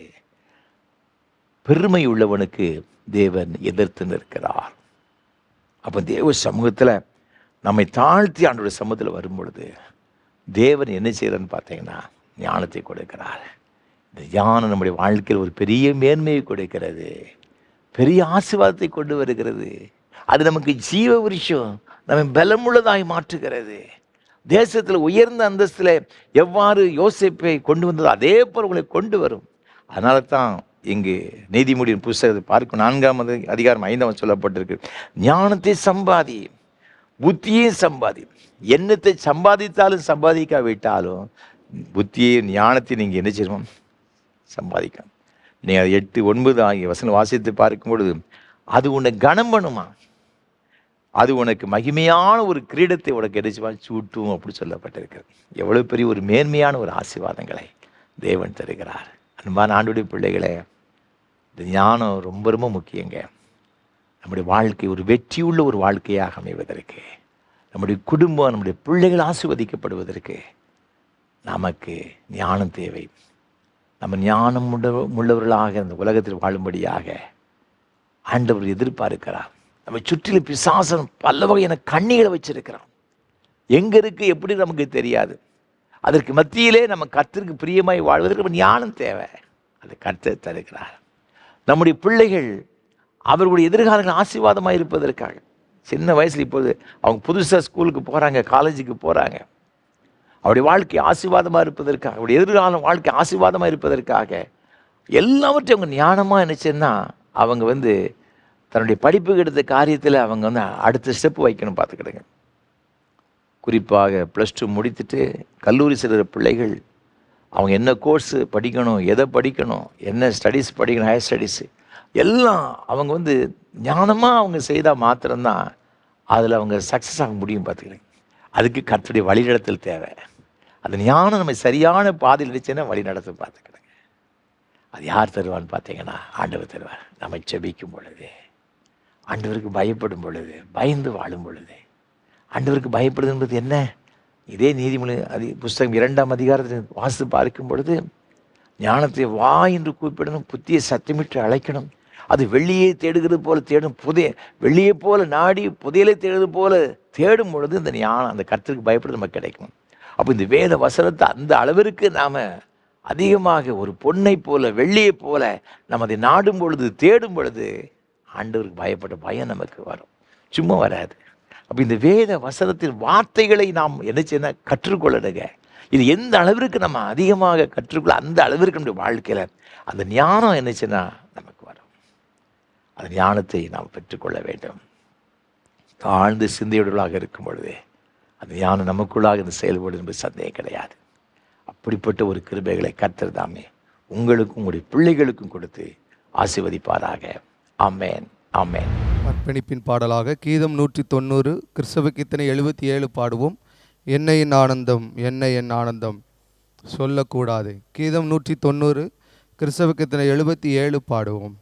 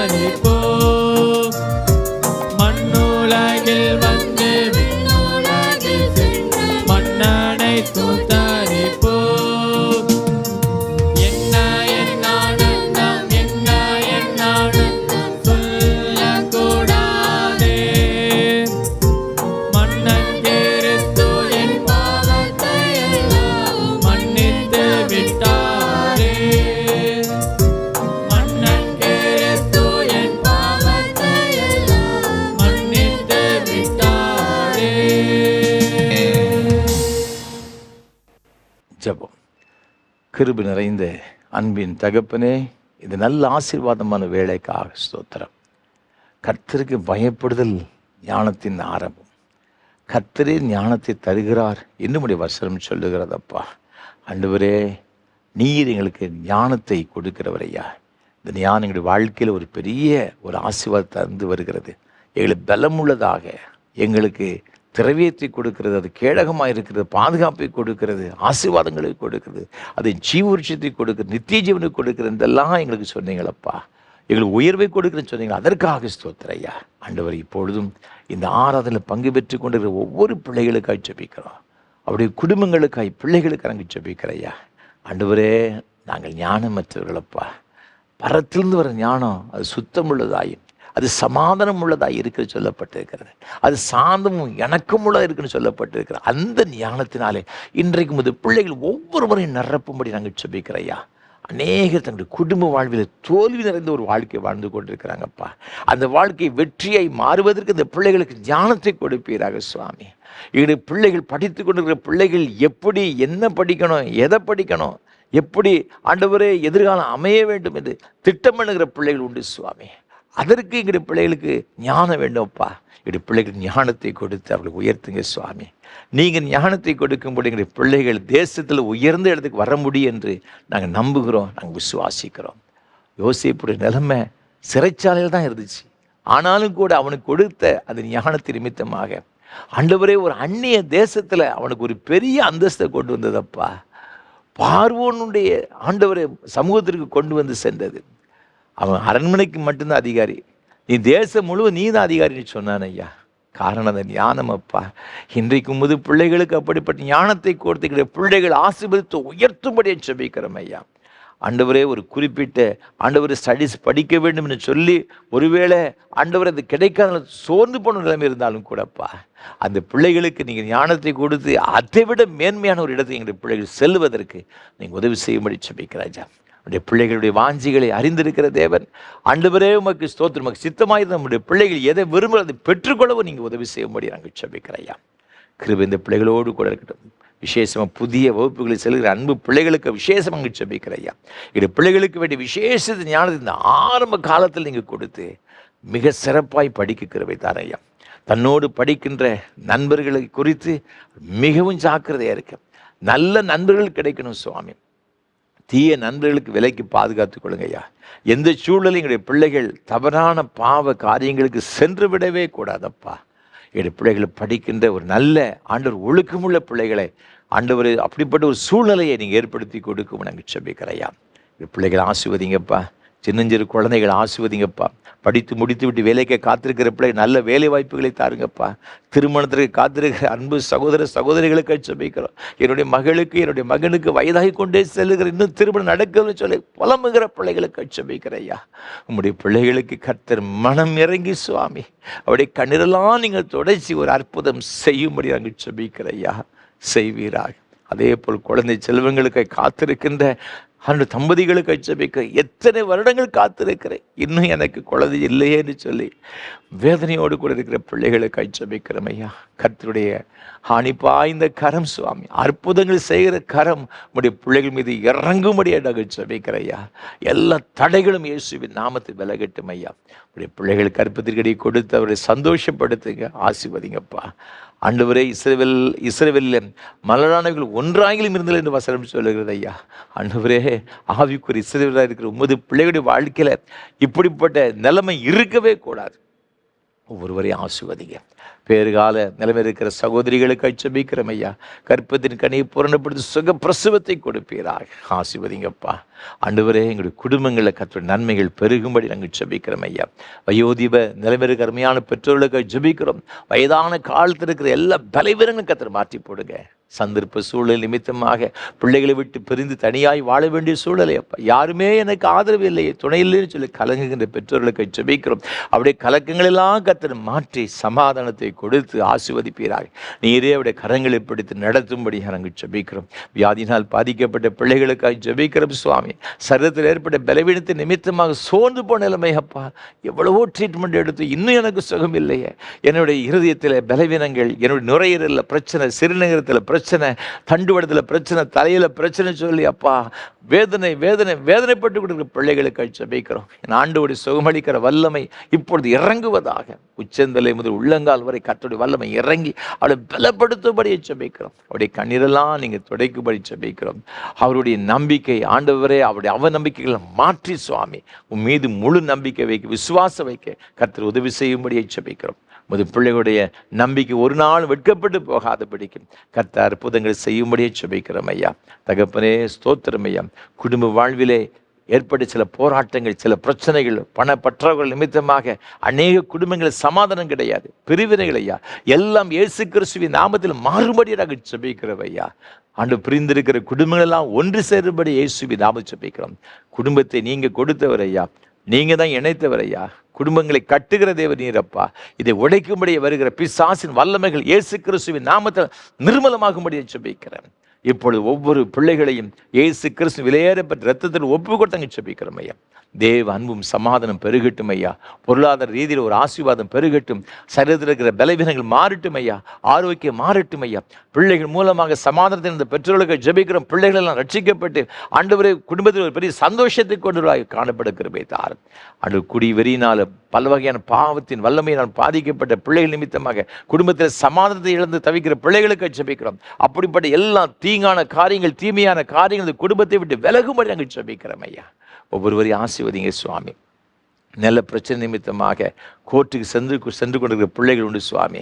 சில குறிப்பிட்ட இடங்களை விற்க முடியாமல் ஆண்டவரை மிகவும் கஷ்டத்தோடு கொண்டு இருக்கிற பிள்ளைகள் உண்டு சுவாமி. சில வீடுகள் நிமித்தமாக சில பிரச்சனைகள் ஐயா எல்லாவற்றுக்கும் கர்த்தர் மாற்றுவீராக. உங்களது பிள்ளைகள் என்னென்ன காரியங்களுக்கு கண்ணீரோடு குடும்பத்தை நோக்கி வேண்டிக் கொண்டு இருக்கிறார்களோ தகப்பனே உமது பிள்ளைகள் எல்லாருடைய ஜெபங்களையும் கேட்டு ஆண்டவரே சாலமோனை பார்த்து சொன்னீரேப்பா நீ விரும்புகிறதை கேளு சொன்னீங்களப்பா. ஆண்டவரே இந்த பிள்ளைகள் விரும்புகிற ஆண்டவரை காரியங்களை கைகூடி வர பண்ணுவீராக. இவருடைய கண்ணீரை துடைத்து ஆண்டவர் சமாதானத்தை கொடுப்பீராக சுவாமி. ஆண்டவர் உம்முடைய பிள்ளைகள் கையிட்டு சில எல்லா பிரயாசங்கள், தொழில்கள், வியாபாரங்கள், அரசு பணிகள், ஓய்வு பெற்ற பணியாளர்கள் என்னென்ன வேலை செய்கிறது எல்லாவற்றும் உடைய ஆசீர்வாதம் நிறைவாய் தங்கியிருக்கும்படியாக நாங்கள் ஜெபிக்கிறோம். இந்த ஆராதனை வேளைக்கு பல வகையில் உதவி செய்து கொண்டிருக்கிற உடைய அன்பு பிள்ளைகள் ஒவ்வொருவருக்காக ஸ்தோத்திரம். ஒவ்வொருவரையும் ஆசீர்வதிங்கப்பா. விசேஷமாக இந்த ஆராதனை வேளை தாங்க முன்வந்த சென்னை சார்ந்த திருப்பி ராஜு அவருடைய குடும்பத்தினருக்காக நன்றி செலுத்துகிறோம் சுவாமி. அவருடைய அன்புக்குரிய துணைவியார் ஆண்டவரே திருமதி ஞானப்பிரகாசி ராஜு அவர்களுக்காக ஸ்தோத்திரம் செலுத்துகிறோம் ஐயா. நேசிக்கிற அருமையான குடும்பத்தின் பிள்ளைகளுடைய கரத்தில் அர்ப்பணித்து ஜெபிக்கிறோம் ஐயா. நல்ல சுகத்தை, பலத்தை, நீடித்த சுகவாழ்வின் சமாதானத்தை கொடுத்து நீ உன் பிள்ளைகளின் இஸ்ரவேலுக்கு உனக்கு சமாதானத்தை காண்ப என்ற வார்த்தையின்படி அந்த மேன்மையான ஆசீர்வாதங்களை பெற்றுக்கொள்ள கர்த்தாவே நீ கிருபை செய்ய வேண்டும் நாங்கள் ஜெபிக்கிறோம் ஐயா. தேவ பிரசன்னம் கிருபை உடைய பிள்ளைகளோடு கூட இருக்கட்டும். நீங்கள் கொடுத்த அன்பு மகளுக்காக பெட்சி ரூபலுக்காக ஸ்தோத்திரம் செலுத்துகிறோம். அன்பு மகளை விசேஷமாய் ஆசீர்வதிப்பீராக. உடைய மகளுடைய எதிர்கால தேவைகள் எல்லாவற்றையும் கருத்து சந்தித்து உடைய மகளை ஆசீர்வதித்து கர்த்தர் உயர்த்தும்படி நாங்கள் ஜெபிக்கிறோம் ஐயா. தேவ கிருபை சமாதானம் முழு குடும்பத்தோடு கூட எப்பொழுது நிலைத்திருப்பதாக. அதே போல் இந்த வார்த்தை தங்களுடைய பிறந்தநாளை கொண்டாடுகிற அருமையான அன்பு சகோதரிக்காக சென்னை ஓய்வு பெற்ற பேராசிரியர் குடும்பத்துடைய மகளுக்காய் ஸ்தோத்திரம் செலுத்துகிறோம் ஐயா. அன்பு சகோதரி கர்த்தர் ஆசீர்வதித்து உயர்த்துவீராக. உடைய மகளுக்கு வேண்டிய எல்லா நன்மைகளையும் பரத்திருந்து கட்டளையிட வேண்டும் நாங்கள் ஜெபிக்கிறோம் ஐயா. எல்லா தடைகளும் மாறுவதாக. தேவ கிருபை, தேவ சமாதானம் குடும்பத்தோடு கூட எப்பொழுதத்திற்கு உதவி செய்ய நாங்கள் ஜெபிக்கிறோம் ஐயா. நல்ல சுகத்தை, பலத்தை, தீர்க்காயுசும் அது பிள்ளைகளுக்கு கொடுத்து ஆண்டு நடத்தும்படியாக நாங்கள் ஜெபிக்கிறோம் ஐயா. இன்னுமாக யாரெல்லாம் ஜெபிக்கும்படி வேண்டிக்கணும் ஒவ்வொருவருக்காக ஸ்தோத்திரம். ஒவ்வொருவரையும் ஆசீர்வதியும் நாமத்தை மையப்படுத்தும். நீங்க அவசியம் தயவுக்காய் ஸ்தோத்திரம். இயேசு கிறிஸ்துவின் பரிசுத்த நாமத்தை ஜெபிக்கிறோம் தூய பிதாவே, ஆமென்.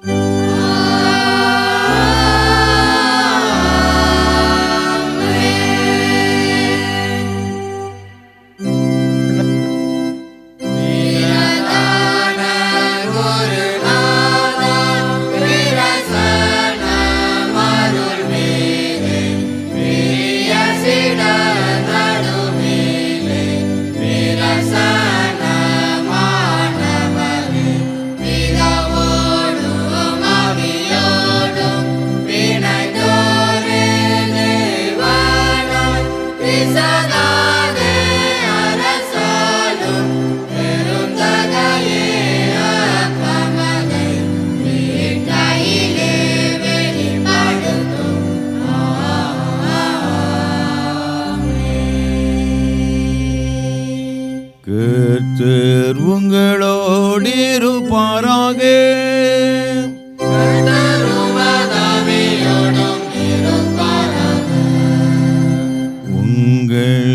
இதயத்தை உயர்த்திடுங்கள்.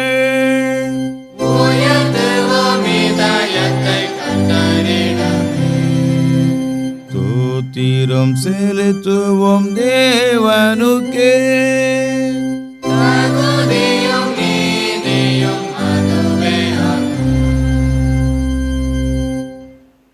கர்த்தாவே, பரிசுத்த பிதாவே, சர்வ வல்லமையுள்ள நித்திய தேவனே, நாங்கள் எக்காலத்திலும் எவ்விடத்திலும் உமக்கு தோத்திரம் செலுத்துகிறது தகுதியும் நீதியும் எங்களுக்கு விசேஷித்த கடமையுமாயிருக்கிறது.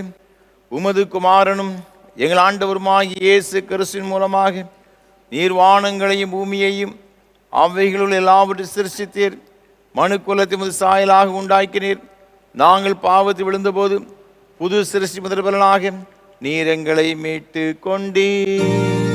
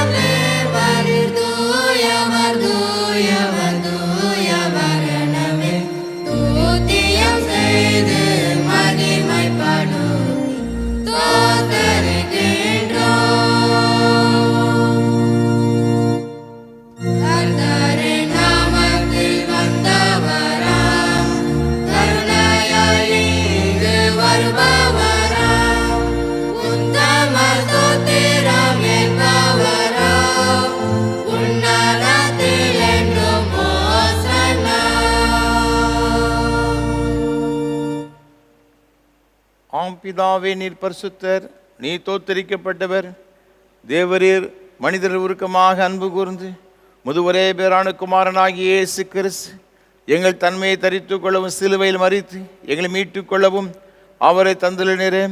அவர் சிலுவையில் ஒரே தின தம்மை ஏக பலியாக ஒப்பு கொடுத்து சர்வலோகத்தின் பாவங்களை நிவர்த்தி செய்வதற்கு நிறைவும் பூரணமும் போந்ததுமான பலியையும் காணிக்கையையும் பரிகாரத்தையும் செலுத்ததும் அல்லாமல் தமது அருமையான மரணத்தை என்றைக்கு நினைப்பூட்டு ஞாபகத்தை நியமித்து தாம் திரும்ப மறுமளவும் நாங்கள் அதை அனுசரித்து வரும்படி தமது பரிசுத்த சுவிசேஷத்தில் கட்டியிருக்கிறாரே. இயேசு தாம் காட்டி கொடுக்கப்பட்ட அந்த ராத்திரியிலே அப்பத்தை எடுத்து ஸ்தோத்திரம் பண்ணி அதை பிட்டு சீசல் கொடுத்து, எல்லாரும் வாங்கி புசியுங்கள், இது உங்களுக்காக பிற்கப்படுகிற என்னுடைய சரீரம்.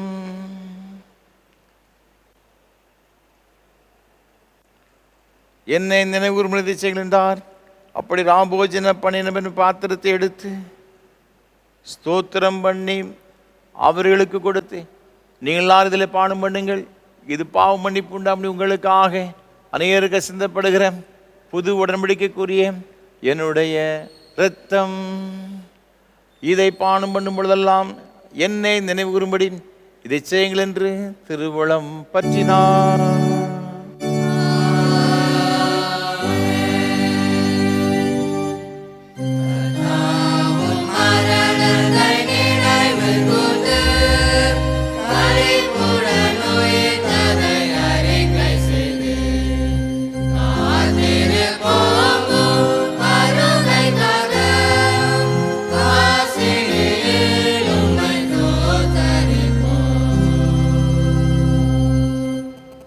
ஆதலால் பிதாவே, உமது அருமையான குமாரனாகிய எங்கள் ஆண்டவரின் அருமையான பாடுகளையும் மரணத்தையும் மகிமையான உயிர்த்தெழுதலையும் பரமேறுதலையும் நினைவு கூர்ந்து முது அடியார்களாகி நாங்கள் அவருடைய கட்டளையின்படியே அவர் வருகை எதிர்நோக்கிறவர்களாக இதை செய்கிறோம்.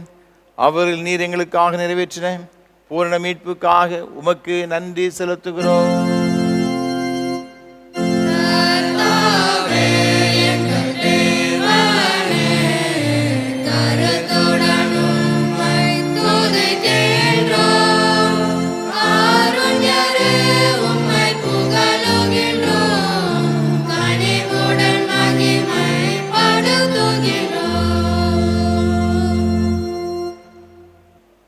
இரக்கமுள்ள பிதாவே, நாங்கள் பிற்கிறப்பம் கிறிஸ்துவுடைய சரீரத்தின் ஐக்கியமாயும் நாங்கள் ஆசீர்வதிக்கிற பாத்திரம் கிறிஸ்துவுடைய இரத்தத்தின் ஐக்கியமாய் இருக்கும்படி எங்களையும் நீரை தந்த இந்த அப்பத்தையும் திராட்சை ரசத்தையும் ஒரு பரிசுத்த ஆவியினால் பரிசுத்தப்படுத்த வேண்டும் என்று மிகுந்த தாழ்மையோடு பிரார்த்திக்கிறோம். நாங்கள் எல்லாரும் எங்கள் ஆண்டவராகிய கிறிஸ்துவில் கூட்டி இணைக்கப்பட்டவர்களாகி விசுவாசத்தில் ஒருமைப்படவும் தலையாகி அவர்களுக்குள் எல்லாவற்றிலும் வளரும் கிருபை செய்யும். அவரோடும் பரிசுத்த ஆவியோடும் ஐக்கியமாயிருக்கிற சர்வ வல்லமுள்ள பிதாவாகி உமக்கு அவர் மூலமாய் சகல கனமும் மகிமையும் என்றென்றைக்கு உண்டாவதாக.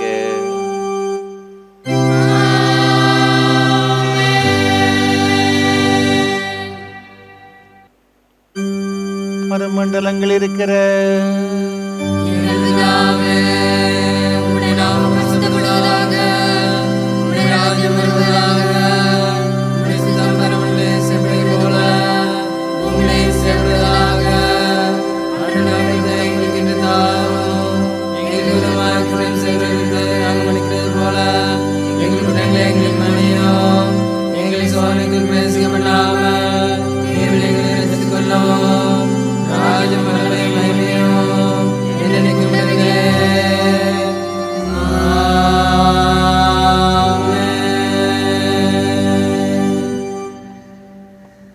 ஆண்டவருடைய திருப்பந்தியில் சேருவதற்கு நம்மில் எவ்வளவேனும் தகுதி இல்லை என்று உணர்ந்தவர்களாக ஆண்டவருமை தகுதிப்படுத்தும்படி பரிசுத்தப்படுத்தும்படியாக நாம் யாவரும் சேர்ந்து தாழ்மையின் விண்ணப்பத்தை ஏறெடுப்போம்.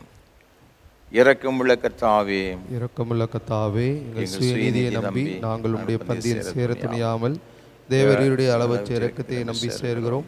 உடைய மேஜையின் கீழ் விழும் துணிக்கைகளையும் பொறுக்கிக் கொள்ள நாங்கள் பாத்திரர். ஆனாலும் தேவரீர் எப்பொழுதும் இரக்கம் செய்கிற லட்சமுறை மாறாத ஆண்டவராயிருக்கிறீர். ஆகையால் கிருபையுள்ள கர்த்தாவே, அருமையான குமாரனாகிய இயேசு கிறிஸ்துவின் இரத்தத்தாலும் எங்கள் பாவமுள்ள சரீரமும் ஆத்மாவும் சுத்தமாகி எப்பொழுது நாங்கள் அவருக்குள்ளும் அவர் எங்களுக்குள்ளும் வாசமாயிருப்பதற்கு ஏற்ற விதமாய் சரீரத்தை புசித்த இரத்தத்தை பானமனைகளுக்கு கிருபை செய்துள்ளோம். ஆமென். நாம் பிற்கிறப்பம் கிறிஸ்துவின் சரீரத்தின் ஐக்கியமா இருக்கிறது அல்லவா?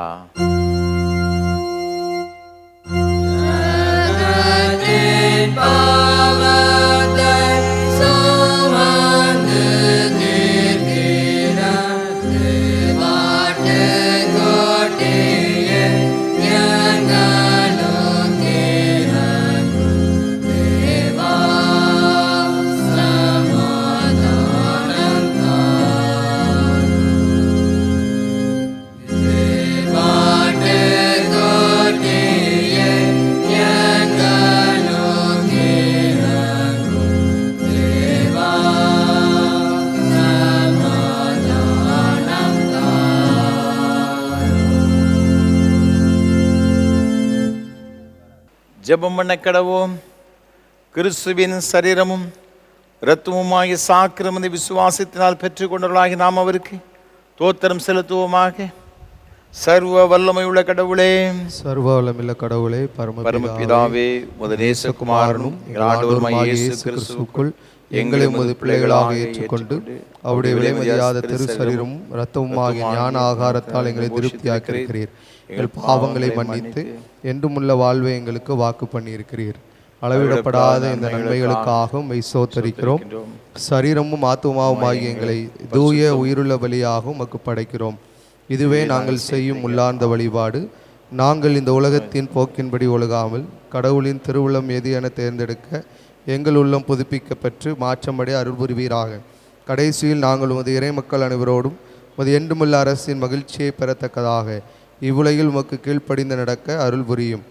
உம்மோடு தூய ஆவியானவரோடும் ஒரே கடவுளாய் என்றென்றும் வீச்சிருந்த ஆளுகை செய்யும் எங்கள் ஆண்டவர் இயேசு கிறிஸ்து மூலமாய் வேண்டிக் கொள்கிறோம். ஆமென்.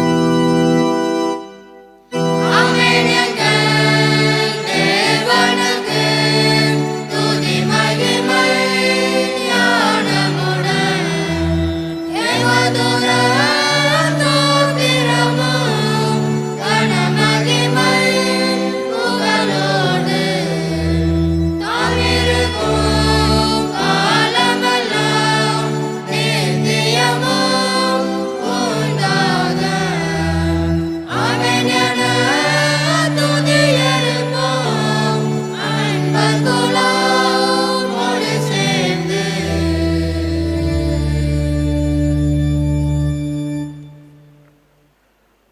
சமாதானத்தோடு உலகத்திற்குள் புறப்பட்டு போங்கள். திடமனதாயிருங்கள். நன்மையானவைகளை பற்றி கொள்ளுங்கள். யாருக்காயிலும் தீமைக்கு தீமை செய்யாதிருங்கள். சோர்ந்து போனவர்களை பலப்படுத்துங்கள். பலவீனரை தாங்குங்கள். துன்பப்படுகிறவர்களுக்கு உதவி புரியுங்கள். எல்லா மனிதரையும் கனம் பண்ணுங்கள். பரிசுத்த ஆவியின் வல்லமையில் சந்தோஷித்து ஆண்டவரில் அன்பு கூர்ந்து அவரை சேவிப்பீர்களாக. பிதா, குமாரன், பரிசுத்த ஆவியாகிய திரியேதவர் ஆசீர்வாதம் இன்றும் என்னும் சதா காலங்களிலும் உங்களோட நிலைத்திருக்க கடவது.